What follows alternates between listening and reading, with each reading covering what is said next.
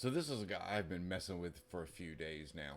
I know he's a fake profile. As you can see, his name is Gary Cunningham, and you can see there's a white guy in his picture, but that was just changed March 7th. There's his previous profile photo, so I knew this guy was a scammer. I'm going to show you our conversation. So this guy messaged me on Facebook out of the blue randomly, and after looking at his profile, I knew he was fake, probably a Nigerian scammer. So I figured I would have a little fun with him. So he starts off the conversation with hello. Of course, I respond hello. He says, "How are you doing?" "Good, thanks." He goes, "Alaye." And I said, "Okay, well, alaye to you as well." If you don't know, alaye is a Nigerian term meaning please explain it to me, or I don't understand, or they're confused. It's the equivalent of an American going, huh? So if you ever see that when someone is talking to you, and you probably will because it is a very common phrase in Nigeria, that should be a clue that that person is a scammer. Because I've talked to so many of these people and I hear the same thing over and over again, as soon as I see that, I instantly know he's Nigerian. Not like the previous profile photos didn't give it away. But anyway, so I keep having this conversation with him, and I said, "Alaye to you as well. What do you do for a living?" I said, "I'm a gigolo."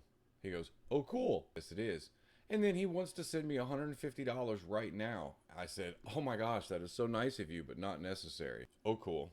I said, "You just keep it. Buy yourself something nice." He says, "I'm just here to help you, buddy." I said, "Thanks." And then I decided to mix it up a little bit. And I says, "Do I have to have anal sex with you to get this great deal?" I said, "Because the last guy made me do that, and then he took all my money." He goes, "Well, I just felt like being of help." Then he says, "You got Greendot?" I said, "What is that? Is that like the Indian thing where they put it on their foreheads?" "Not at all," he says. "Go to Chrome and search Greendot. Then you would see create account, then sign up. Are you done with that?" Now, mind you, it's only been a couple seconds. I said, "Well, what is Greendot?" And since he mentioned Google Chrome, I figured I would mess with him a little bit. I don't like Chrome. I'm more of a brushed nickel person. Chrome has really gone out of style, I think. Kind of like brass. Who uses brass anymore? He says, "So you did not try that?" I said, "Try what?" "Try to create a Greendot account." "Why would I do that?" "Okay, cool. I guess you don't need the cash." I said, "Actually, I don't, but I'm not sure what a Greendot would do for me. I have 13.7 million in the bank, so I really don't need the cash." "Oh, that cool, but that a little lie." I said, "I'm not sure I can do business with someone who calls me a liar before even shaking my hand. Best of luck to you, Gary. There are many other people who would like to invest my money for me. You can't disrespect me and then ask me to give you my money." Then he says, "I'm not in need of your fucking money, buddy, so get that into your head." "Then what would I need to do Greendot for? It is just a money transfer program." He says, "No need for that anymore." "Okay, good. So we can just be friends now. I like having new friends to hang out with. Tell me about yourself." "Yeah, sure, bro." And of course, the conversation was getting boring, so I said, "Do you have any cats?" "Not at all, bro." "That's probably good. Cats are shady. Somehow I ended up with 17 of them." "Oh, that sounds good, man."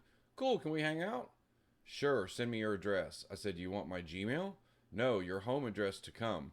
I said, "Okay, 901 Poplar Avenue, Memphis, Tennessee." For those of you who aren't in Memphis, this is 901 Poplar, Memphis, Tennessee, also known as the Shelby County Correctional Facility. Yes, this is our local jail, and this is the address I use when anyone wants to know what my personal address is.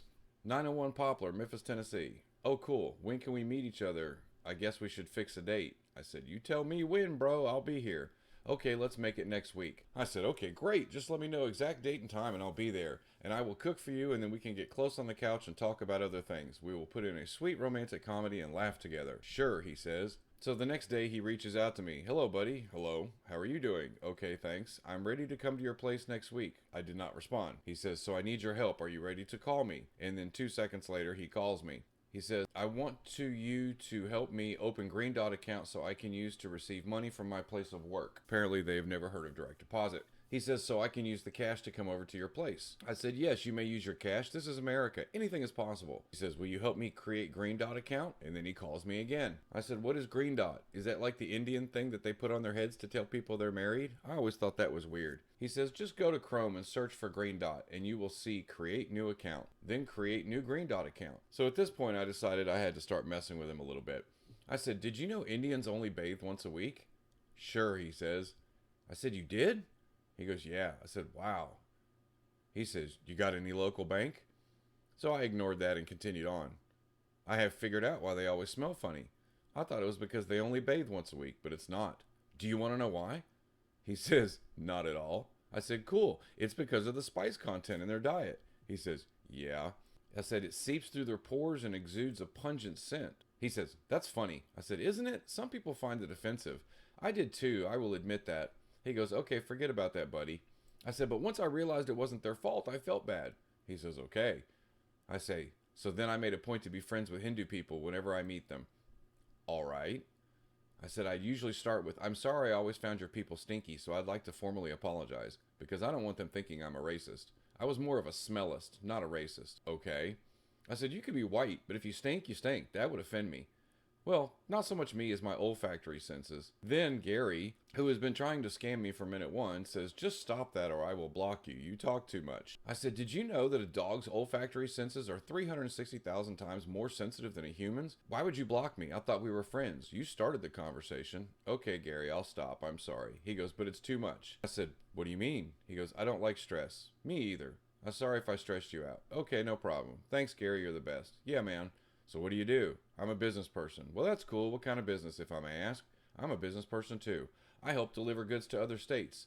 I said, sounds mysterious. So I'm going to say, what kind of business, Gary? And then I will mix it up. And since we know Gary doesn't like me talking so much, I'm going to text a lot. I'm going to, is it a shady business? I don't like law enforcement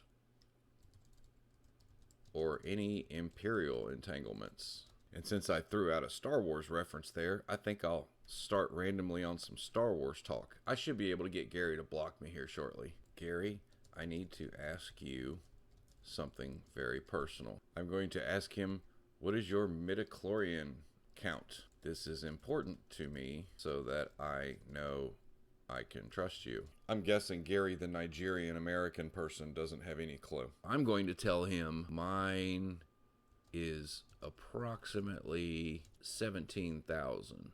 I am well on my way to becoming a Jedi. Let's see if Gary responds. So while I'm waiting on Gary to respond, I'm going to Google random facts about India, because obviously talking about Indians irritates him. So let's see what we can find. Did I know that India was an island and part of... Okay, cool. That looks good. I'm going to copy that. Since we were talking about Indians, did you know that India was once an island and even part of Antarctica? Exclamation mark. About 50 million years ago, it connected with the Asian continental plate and the Himalayas were born. Yeah, that should irritate him plenty.